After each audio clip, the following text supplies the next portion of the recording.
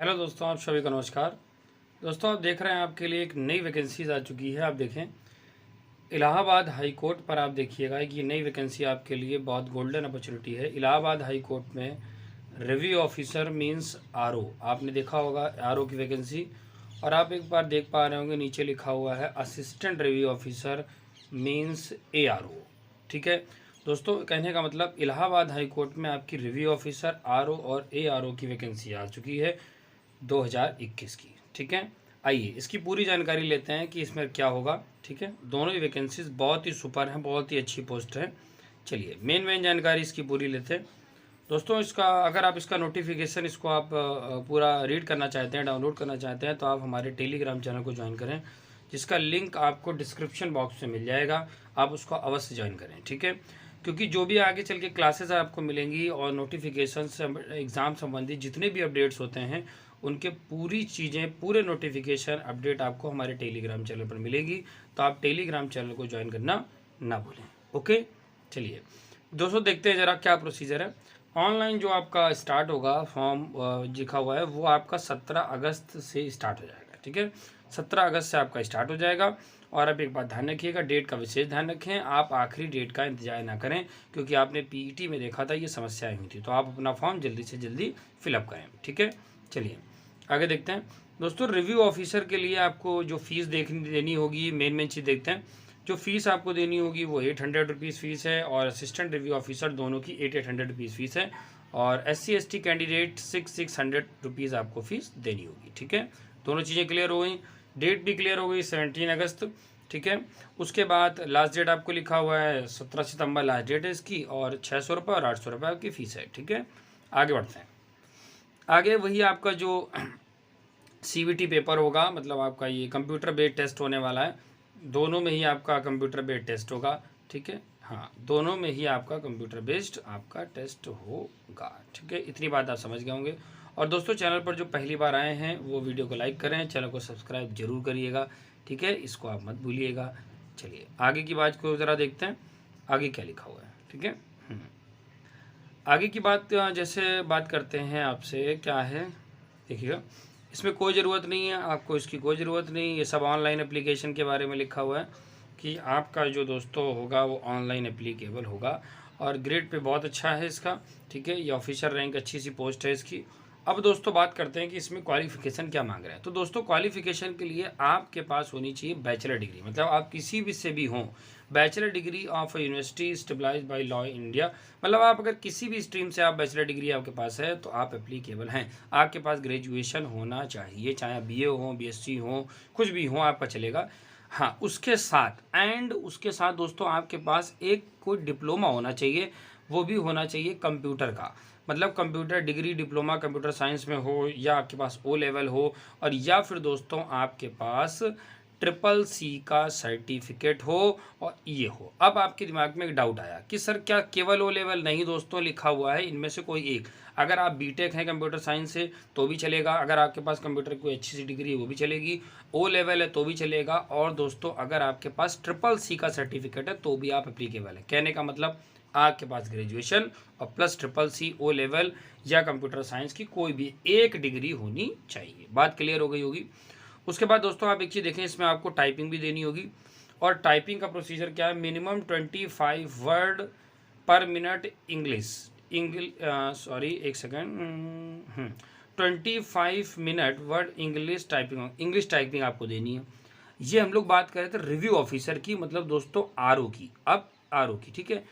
और यहीं पर दोस्तों बात कर लीजिए इनकी वैकेंसीज की, तो आरओ की वैकेंसी आपकी 46 है। ठीक है, आरओ की वैकेंसी कितनी है? 46 है। तो बात क्लियर हो गई, ग्रेजुएशन, CCC या O लेवल या कोई एक सर्टिफिकेट, और 25 वर्ड्स की आपकी टाइपिंग। अब दोस्तों बात करते हैं असिस्टेंट रिव्यू ऑफिसर की। तो दोस्तों इसमें वैकेंसीज आपकी ज़्यादा हैं, मतलब कि ARO 350 वैकेंसी हैं। ठीक, जो उसका आपका क्वालिफिकेशन आपको चाहिए वही इसमें भी चाहिए, सेम टू सेम क्वालिफिकेशन है आपके पास दोस्तों। ग्रेजुएशन और कंप्यूटर की कोई एक O लेवल हो, या CCC हो, या कोई डिप्लोमा हो, या कुछ भी हो, BCA, सब कुछ चलेगा आपका। और 25 वर्ड आपकी इसमें भी वो होनी चाहिए। ठीक है, हाँ दोस्तों कंफ्यूज मत होइएगा, क्योंकि यहाँ पर एक लाइन बिल्कुल क्लियरली मेंशन है कि diploma degree in computer science from the required university stable law India, मतलब कोई भी बड़ी डिग्री भी आपकी चल जाएगी, ठीक है, बस कंप्यूटर की होनी चाहिए।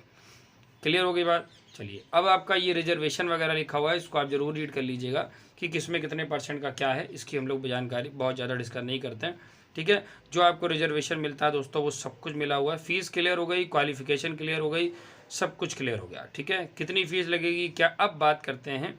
ये आपको पोस्ट का भी पूरा क्वालिफिकेशन भी क्लियर है। टाइपिंग आपको दोनों में दोस्तों देनी होगी, दोनों में आपको टाइपिंग आपको देनी होगी। अब अगली बात करते हैं हम लोग किसकी, एज की। जी बिल्कुल, आइए देखते हैं दोस्तों मेन चीज़ एज।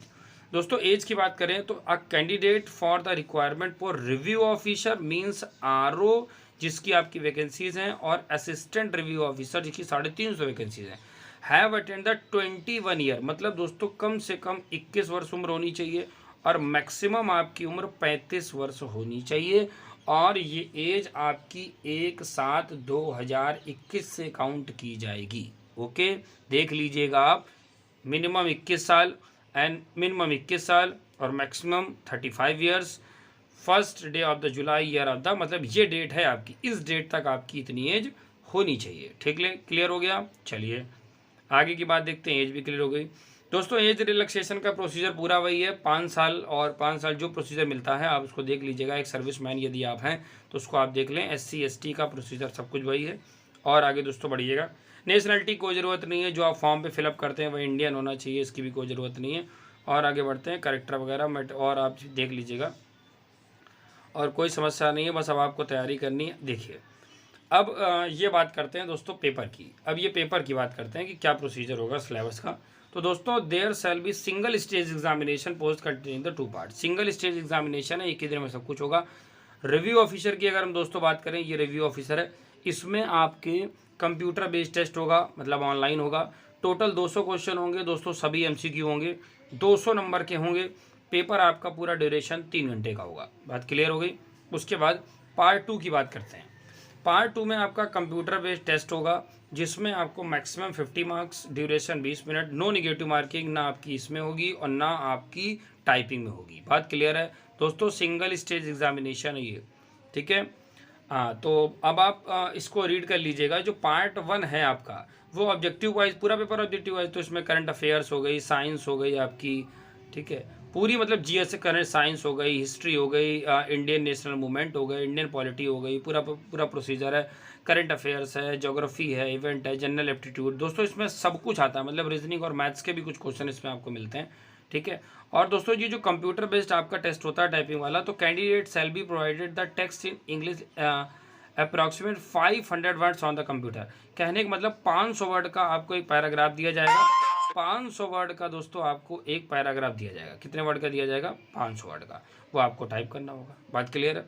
चलिए आगे बढ़ते हैं दोस्तों। सेम प्रोसीजर, बिल्कुल सेम का सेम वैसे ही लिखा हुआ है, आप ध्यान दीजिएगा। वही मल्टीपल चॉइस होंगे, 200 क्वेश्चन होंगे MCQ, 200 नंबर के होंगे, कोई नेगेटिव मार्किंग नहीं। कंप्यूटर का टेस्ट होगा, मैक्सिमम मार्क्स होंगे, बिल्कुल सब कुछ वही है। सिलेबस बिल्कुल सेम टू सेम है, लेकिन दोस्तों इनके पेपर दोनों अलग अलग होते हैं, ठीक है, पेपर एक नहीं होते हैं। बात को ध्यान दीजिएगा। आगे की बात करते हैं, तो इसको आप समझ गए होंगे। अब प्रश्न ये उठ रहा होगा कि सर ये सिंगल स्टेज लिखा हुआ है, इसका क्या मतलब है? देखिएगा दोस्तों, लिखा है कि पार्ट 1 एंड पार्ट 2। पार्ट 1 आपका हो गया MCQ और पार्ट 2 हो गया आपका क्या, पार्ट 2 हो गया आपका टाइपिंग वाला। तो each single candidate shall be conduct simultaneously in a single shift with a gap of 15 minute. दोस्तों आपको दोनों एक ही बार में पेपर देने होंगे, 15 मिनट का आपको गैप मिलेगा। मतलब आप पहले देंगे अपना वो MCQ वाला और उसके बाद आप टाइपिंग भी देंगे। क्लियर हो गई बात? दोनों बात को आप समझ गए होंगे, ठीक है। आगे की बात दोस्तों बात करते हैं, ठीक है। हाँ जी, सब कुछ क्लियर है आपको, ये बिल्कुल है। मेन बातें हम लोग सब कुछ समझते चल रहे हैं। MCQ टेस्ट होगा, कोई कंप्यूटर टेस्ट होगा जो आपका चलता है, इस बात पर आप विशेष ध्यान रखिएगा, ठीक है।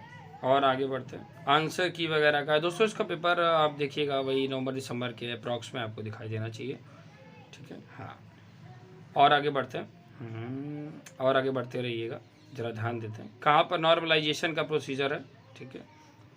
और देखते हैं ज़रा, और आगे बढ़ते हैं। मेन चीज़ों को आपको हम आपको दिखा रहे हैं। नॉर्मलाइजेशन वो अपना प्रोसीजर जो आप पेपरों में देते हैं वही आपको दिखाई देगा, अभी कोई ऐसी चीज़ नहीं है। टू ब्रेकिंग, ठीक है। और आगे देखते हैं, शिफ्ट बाई शिफ्ट पूरा प्रोसीजर है, कैसे ये करेंगे वो सी प्रोसीजर है अभी, और हाँ फाइनल मेरिट का प्रोसीजर भी दिया हुआ है, कैसे क्या होगा इसको आप अवश्य रीड कर ले दोस्तों। पहले आप तैयारी अच्छी सी करिएगा, है ना, वो बहुत ज़रूरी है।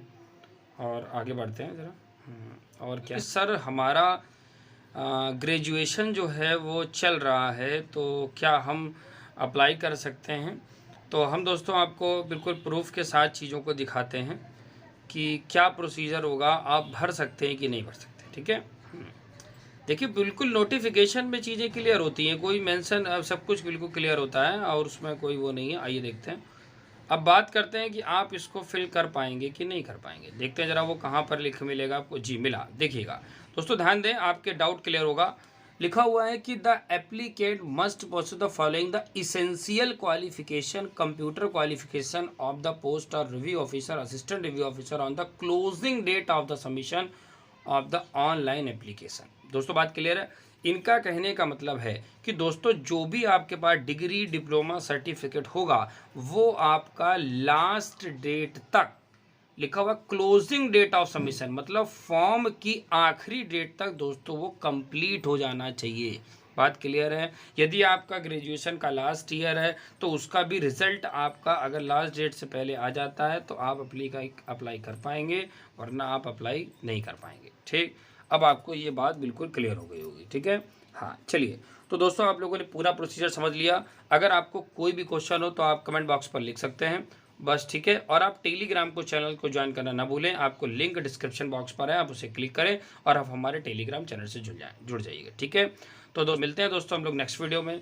आप अपनी अच्छी से तैयारी करते रहिए, मेहनत करते रहिए। मिलते हैं नेक्स्ट वीडियो में। Okay bye, see you, take care, thank you, Jai Hind, जय भारत।